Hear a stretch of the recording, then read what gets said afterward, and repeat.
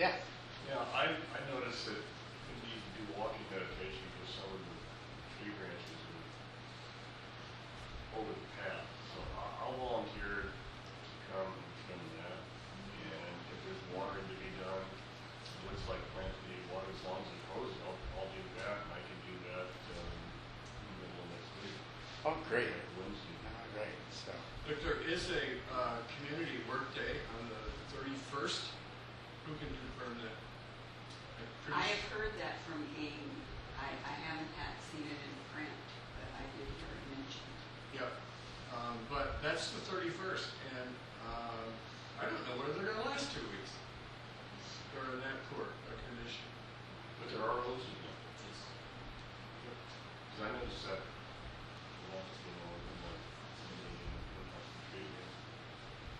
the plants look like they really plants need sorry. Hey, well, thank you for bringing that to everyone's attention, Tim. I think most of us don't get back there very often, so.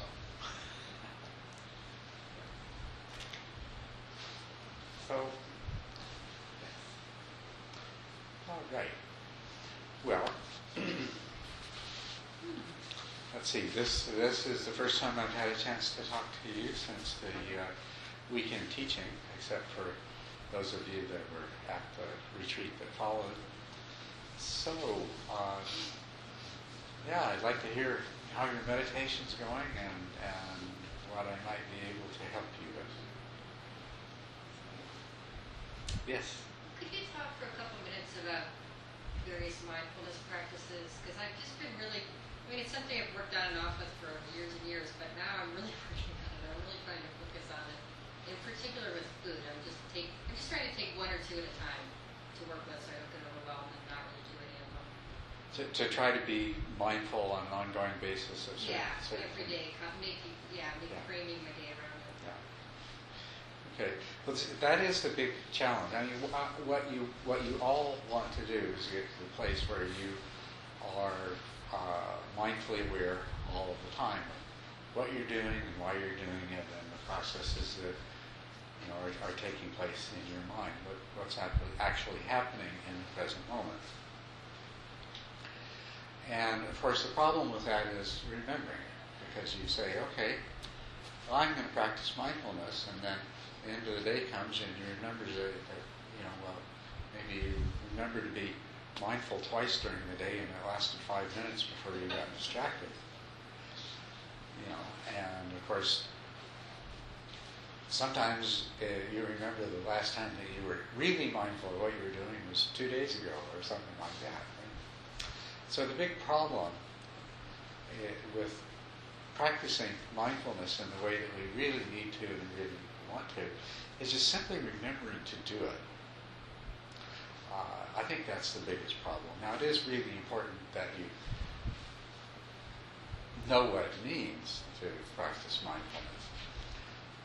But by comparison with remembering to do it, that's a minor problem. Knowing how to do it is a much smaller problem than remembering to do it. So there are a number of things you can do to help make yourself have that kind of awareness that mindfulness is what you want to have on an ongoing basis. One of them is that hopefully you all have a daily meditation practice. And so at the end of that practice, when you get up, try to be as continuously mindful as you can from that point. Because after all, you've spent whatever it is, 45 minutes or an hour practicing being mindful. And so if you can be mindful as you get up, be mindful as you go on and engage in your other activities, particularly be mindful of what happens that is going to cause you to lose the awareness of your mindfulness. This is very much the same thing that you go through in the process of meditating, where you try to keep your attention on the meditation object, and then something does carry you away from it, and then you do forget it, and then your mind wanders. So the same thing happens, that you make the determination to practice mindful awareness in your daily life, and then you stay mindful up to a point, but then something happens that we would say engages your attention so fully that the mindfulness is lost, and even the intention to be mindful is forgotten. And then the problem, of course, is it could take a very, very long time before that mindfulness comes back. So start out with trying to stay mindful as long as you can after you've initiated the process by meditating. And then also trying to be aware as you enter into one of those circumstances where you realize your ability to sustain your mindfulness is disappearing, which will happen. Somebody comes up to you, urgently want to talk about some matter, or the phone rings, or something like that happens, that you become fully engaged in the discussion, especially if whatever it is they want to talk to you about carries some degree of emotional significance or some kind of imperative for you, so that you plunge totally into the beingness of whatever it is that the conversation is about, and you lose the track of your mindfulness. So just try to hold on to mindfulness as long as you can, even in the process of it going away. Then the other thing is, as when you sit and meditate and your mind wanders, that at some point you remember that you're not with the meditation object. If you're fortunate, you're going to have that happen sometime along the way. You're going to remember that, I haven't been being mindful.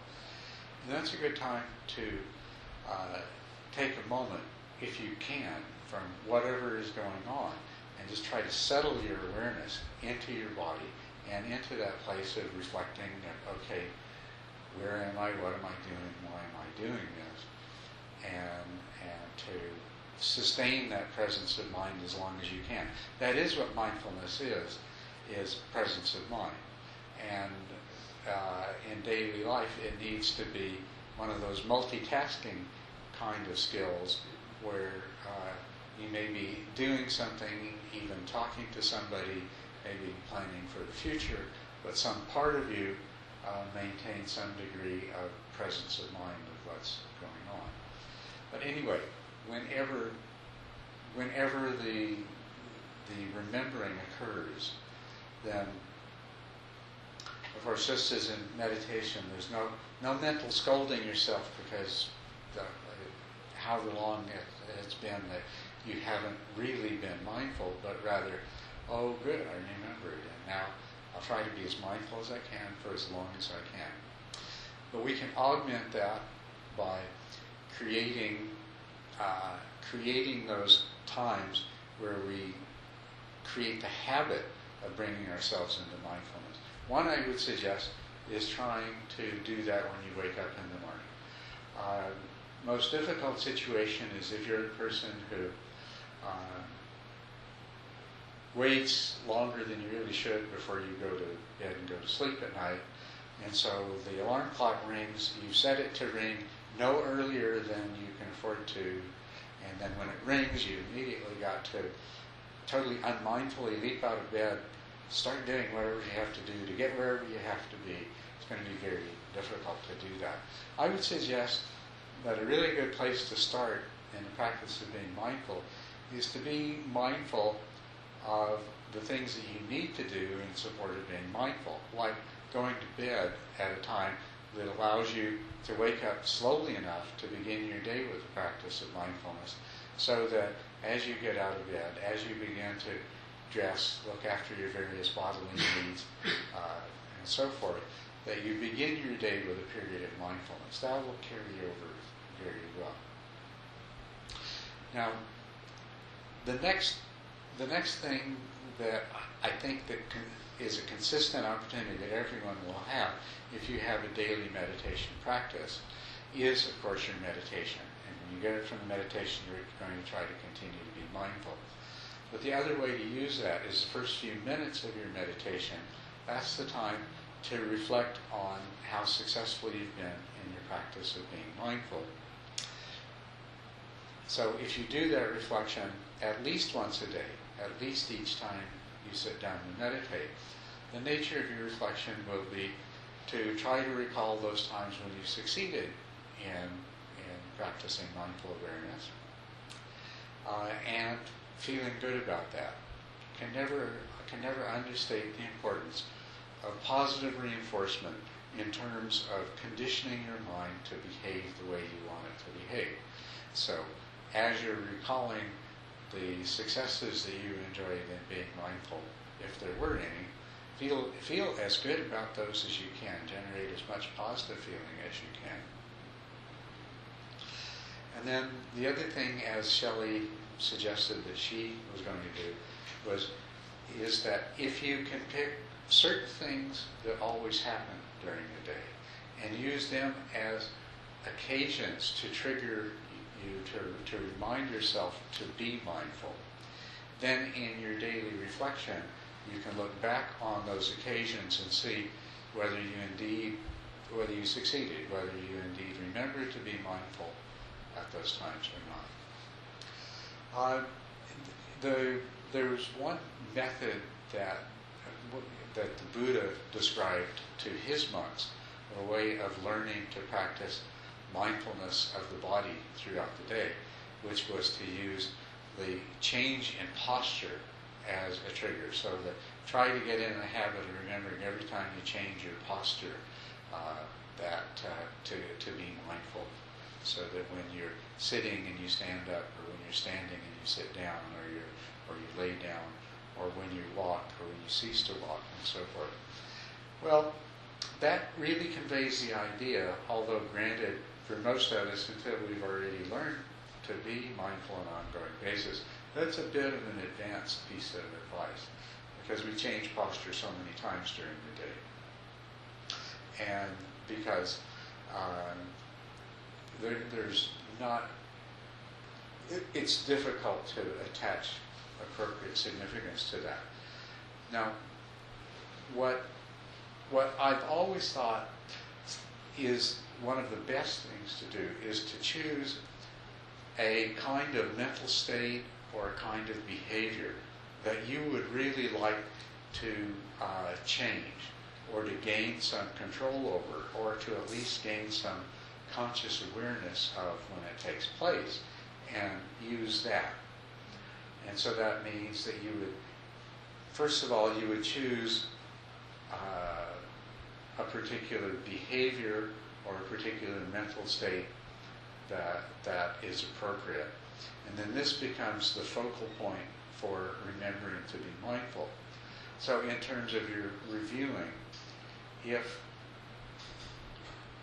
what you do is you review since yesterday, what were the occasions that you engaged in that particular behavior, as an example, that you either were or weren't mindful. And so you can even kind of imagine, you remember the time that this happened, and that you weren't really mindful. And you kind of imagine what it would have been like if you had remembered to be mindful and pay attention as that behavior was being engaged in, as it was initiated and was being engaged in. And this reflection process will help you to become more mindful.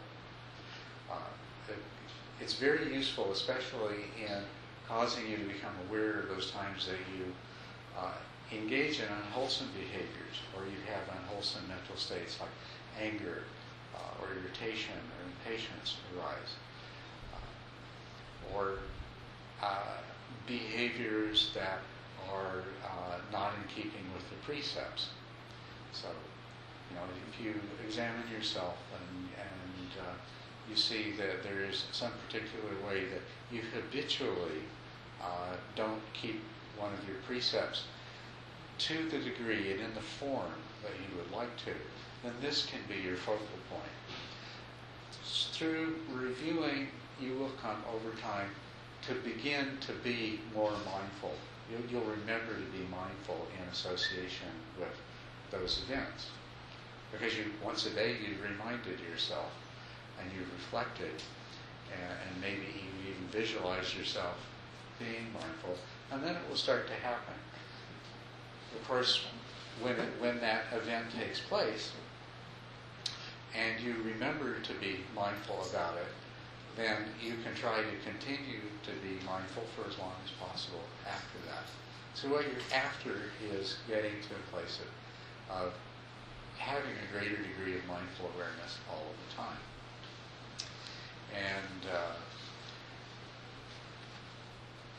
this is just a device to help you to get there. The first obstacle to get over is just remembering that this is what you intend to do.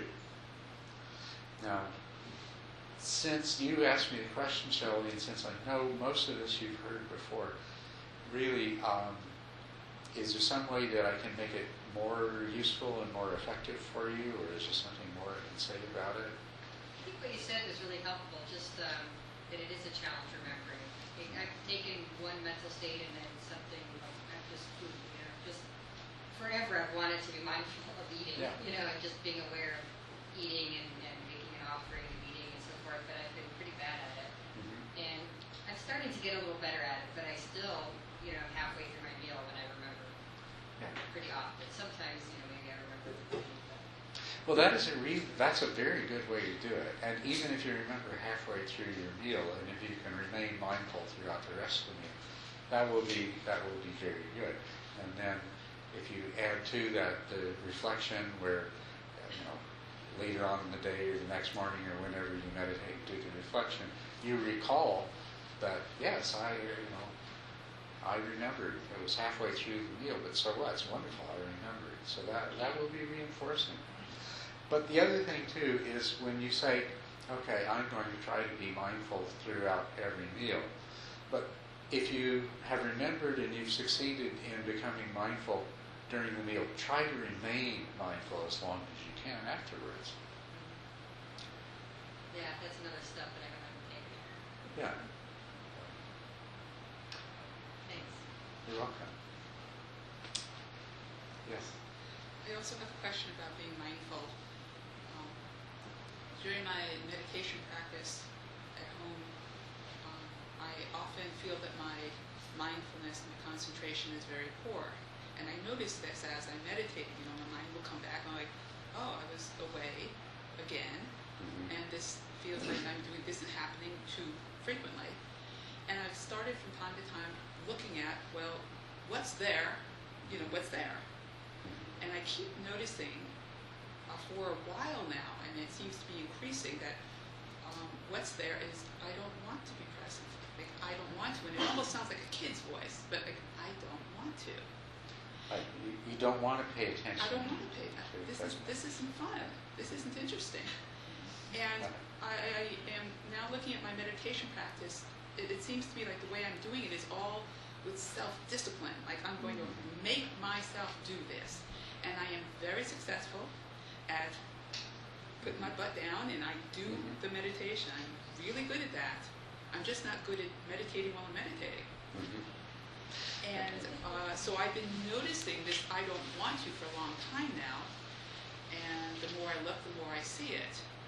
And I notice it also in my daily life when I happen to think of it, that, it's been a long time since I've kind of been present and what's there. And it's like, I just haven't wanted to. Well, when you are being mindful, what happens? Do you discover interesting things? What happens is then the breath seems like I stick to it. So it seems, it's not that it seems more interesting, it's as if my mind is interested at times. And typically it's when my breath is much stronger and faster and there's an emotional quality to it. Even if I'm not paying attention to the emotional quality, I'm just paying attention to the breath. But when my breath is slow and it seems like nothing is going on, my mind wants something to go on. My mind I don't watch television, but it's almost like my mind wants to watch television. My mind wants to be actively engaged in a drama.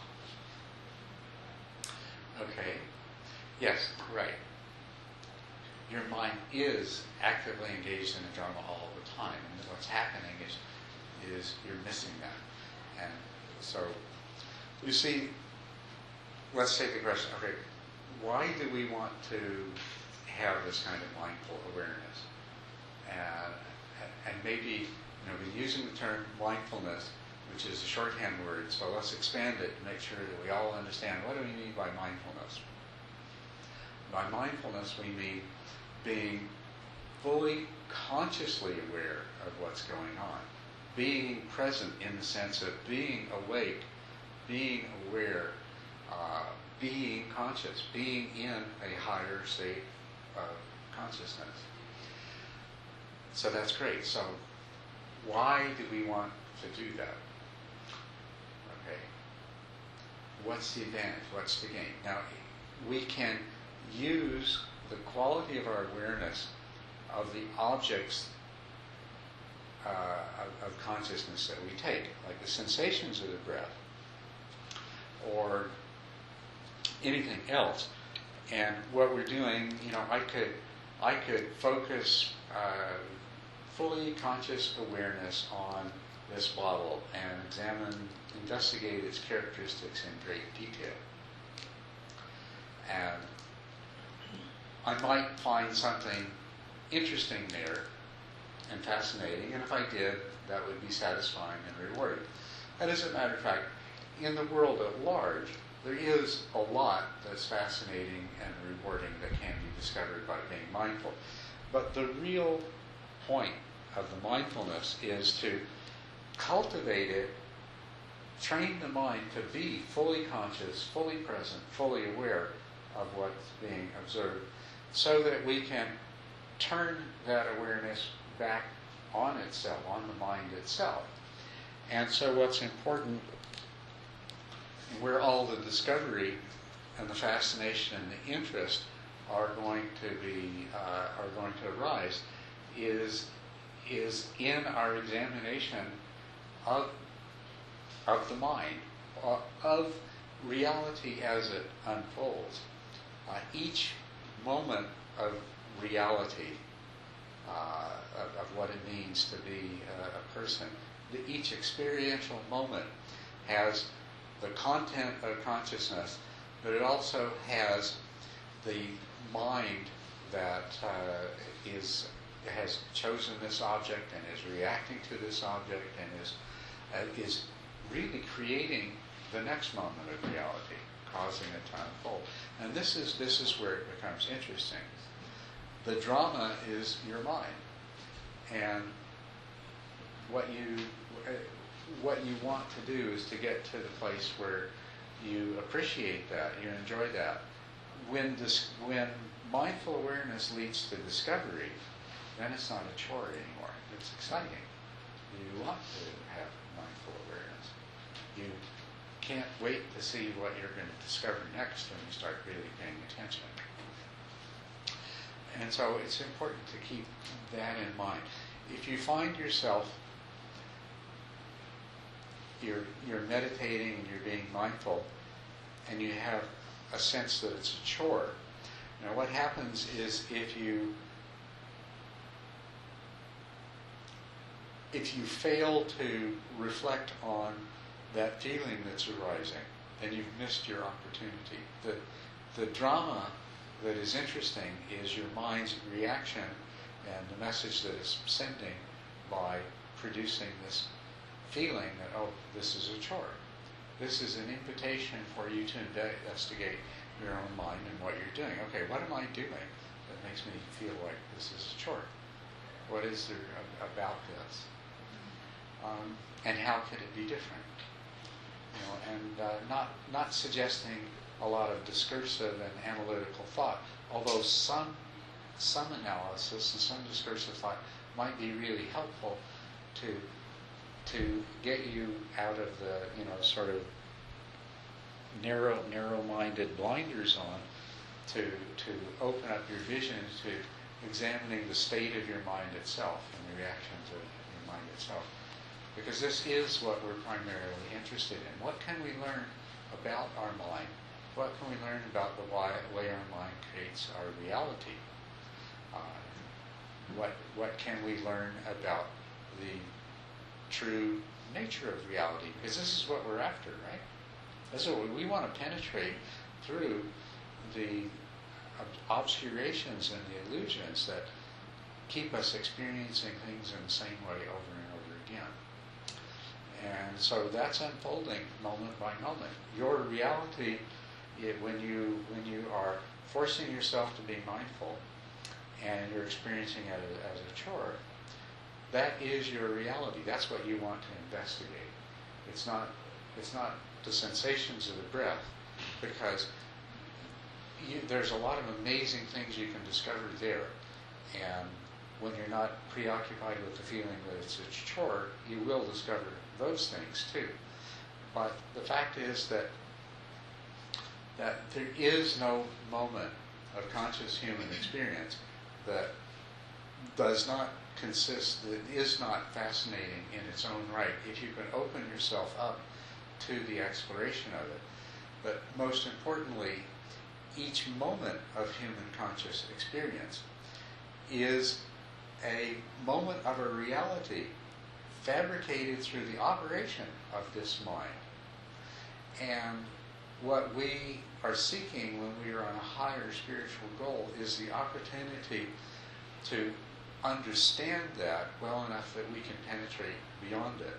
And so every single moment that you are alive, awake, and conscious is an opportunity to achieve that penetration and that understanding. If you can keep that thought somehow enough present in your mind to that will result in enthusiasm, which I think is the best way to translate the 7 factors of enlightenment. 2 of them, one is investigation, and when we're practicing mindfulness, what we're doing is we're investigating. Right? So we're investigating the reality that is unfolding for us moment by moment. But the other factor that goes with that, which is often translated as energy, but really connotes more an enthusiasm, and that's what you were describing as being lacking. And so that's what I'd suggest, that you see if you can't find a way to bring that awareness. If you can remember why you're doing this and what the hope and promise of doing it successfully is,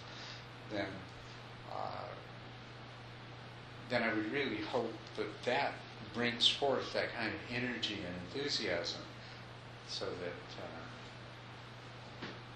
it becomes more than just easy to do. It becomes a joyfully anticipated opportunity to engage in this investigation, in this journey of discovery. Now, all adventures anywhere in the world are carried out sort of step by step and moment by moment, and the sails of the ship are raised and lowered. So that is a part of the process, and it's difficult to, if you get lost in the step-by-step part of it, it can turn into drudgery. But it remains an adventure when you remember that you don't know what's over the next hill, you don't know what lies over the horizon, but you know that it's going to be something different and interesting and hopefully wonderful. So turn your meditation as much as you can into that kind of adventure where you don't get caught in the drudgery of it, and you remember why you're on this adventure. Is that helpful? It's helpful, and I noticed that I want to argue with you. Okay, good. Which is just what my mind does. Yeah, that's good. Well, it's good to argue. Teachers should always be arguing. Well, what my mind is saying is, yeah, but many, many meditation teachers in my past on retreat have worked very, very hard with me to get me to agree to focusing on the breath.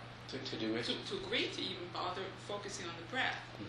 That was a very big struggle in and of itself, and I did see the value of it, and my practice did deepen in a way that I really wanted it to. Right. I found it very valuable on retreat. Yeah. And I suspect it is still valuable in my life, though my concentration is not, it is often very good on retreat, Mhm. and very often very poor at home. And still I plug away, and I think about this teacher and that teacher and that teacher who practically begged me, or yelled at me, or whatever each one did, demanded of me, stop it with the emotions, stop with the thoughts, get to the breath, just stay with the breath, Lisa, stay with the breath, just do that. And I listened, and the advice was very valuable. Mhm. But it's true that right now in my practice, and certainly for the last few months, but in general for longer than that too, though just not as obvious to me, is that I am bored with practice. I am believing that this is valuable and good for me. I think this is true, that it is. So I'm making myself do it. Mhm. But really, I wanted to go back to my emotions where I'm so happy.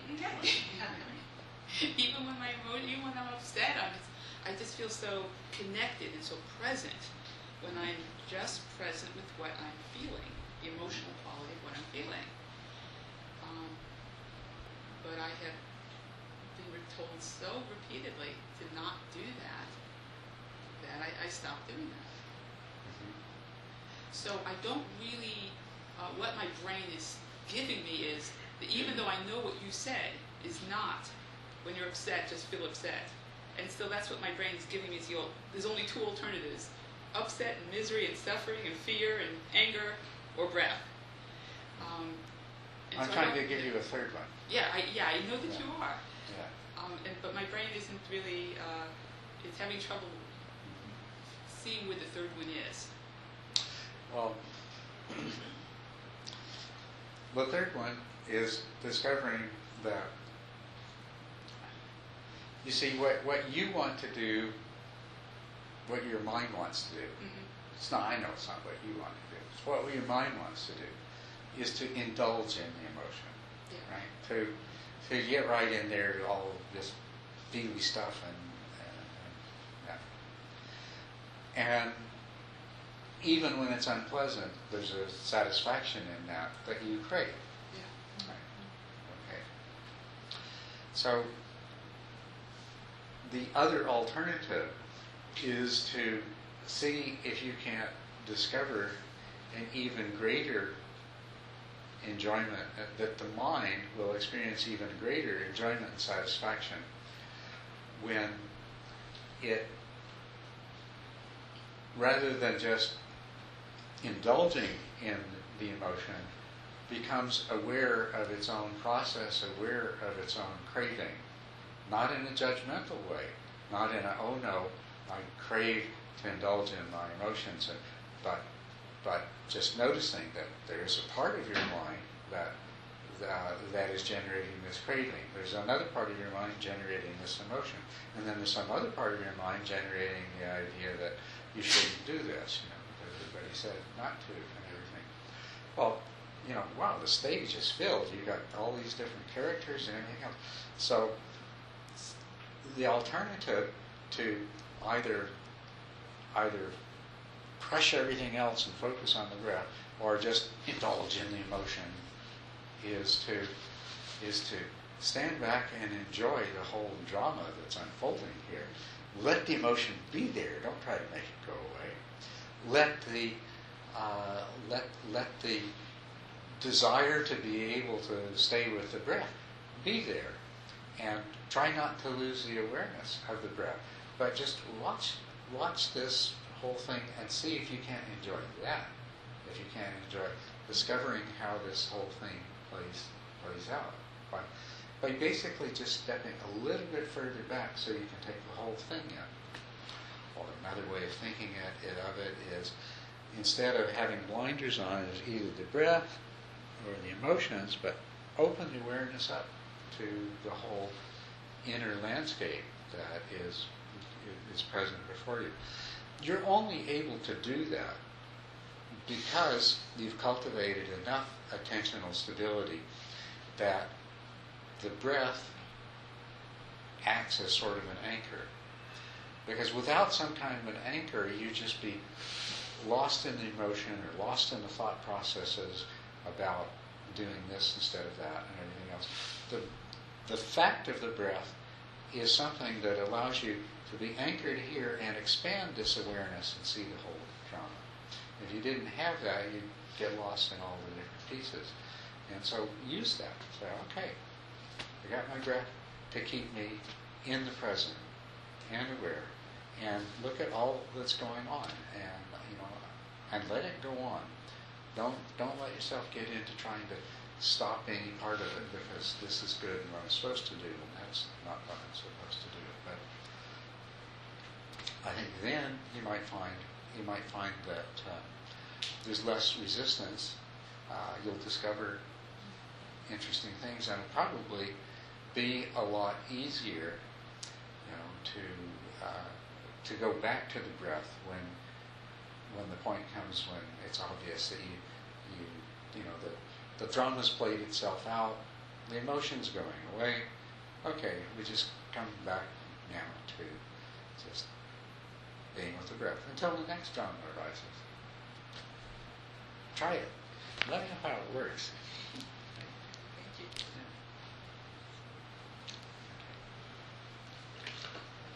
Yes, and then we're getting over time here, so that's right. No, go ahead. Let's hear the question. I want first to say that I attended your weekend, and the interpretation of the 10 steps and how you described the technique helped me immensely. But the most important thing was that you stressed constantly just to be relaxed with that. Yeah. And I did that the first time with such consciousness that it was like, that's it. And everything happened in that moment. It was just beautiful. Of course, that goes away again, But I have a question also to what you just said, and you interpreted and you discussed it a little bit more so I understand more. But you said earlier, you do your mindful practice and the phone call comes and you get involved into some emotional discussion or whatever and you lose it. Is when the definition of mindfulness also is being present, then you can be present in an emotional discussion because that's exactly, you want to be there. That's what you want to be. But you also are present in your awareness, right? So that's it's right. not a contradiction. Yeah. That's right. Okay. It's not. But it is a skill that you develop in your practice. And just to point out how it happens in your practice, earlier in the stage of meditation, you're focused on the meditation object, or you're lost in thought, or you're in dullness, or you're aware that you were lost in thought, or in dullness, or still observing the meditation object. Okay? And so the awareness of what's happening in your mind, whether it's dullness, being caught in distraction, or whether it's still following the meditation object, is actually kind of a separate awareness. So you can go into that for the moment and say, yes, I'm still paying attention to the breath, and then you go back to observing the breath. But they seem kind of separate. And you learn to go back and forth between these. But over time, what happens, in the same way as your power of mindful awareness increases to the extent that just being aware of the sensations at the tip of your nose, naturally you can be aware of the whole body. In the same way, you come to that place where you can be aware of what's happening in the mind while the mind is still following the sensations of the breath. And as you become more and more skilled in your meditation, that kind of introspective awareness comes to be continuously present. And of course, that's what allows you to instantaneously know if there's the slightest tendency for your attention to go elsewhere or for you to slip into dullness. because you're not just aware of the meditation object, you're fully aware of the mind itself. When you experience that in meditation, you also start to be able to have that experience in your daily life, where you're having a conversation with somebody, but you're still aware of your mind. And you see the emotions, and you begin to, you'll hear yourself saying something, and at the same time you're observing whatever the need it is that you have that's causing you to say that particular thing. And that might even be accompanied by an awareness that, oh, well, I probably really shouldn't be saying this. But, the thing is that you now have a much broader and more encompassing awareness. And this is where you want to go. But you go through the same kind of stages in your daily life and the mindfulness there that you do in the meditation. That, in general, certain kinds of things, you start to have a conversation with somebody, and especially if it involves some emotional content, then it fills your awareness, your emotional reactions, the things you're saying, whatever they're saying, and there's really no room for that kind of introspective awareness. But it can come in flashes. You can have a moment, in the conversation where you become more aware, and then you lose it again. But eventually you'll come to the place, you can come to the place where you remain relatively mindful to some degree or another, even throughout these experiences which would normally carry you away. And that's very, very much where you want to go. That is really where you want to go. Okay. Well, great questions. It's time for us to make ourselves as comfortable as we can, and we'll sit together for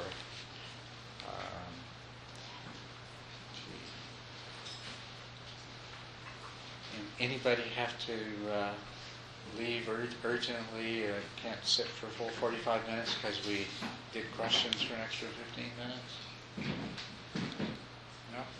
Okay, we'll go ahead and sit for 45 minutes. Let's begin, though, with the mandala prayer, if you will. Here is the great earth, filled with the smell of incense, covered with a blanket of flowers, the great mountain, the 4 continents, wearing a jewel of the sun and the moon. In my mind I make of them a paradise of the Buddha, and I offer it to you all, sentient beings everywhere. By this deed, may all beings come to know the pure world, free from suffering.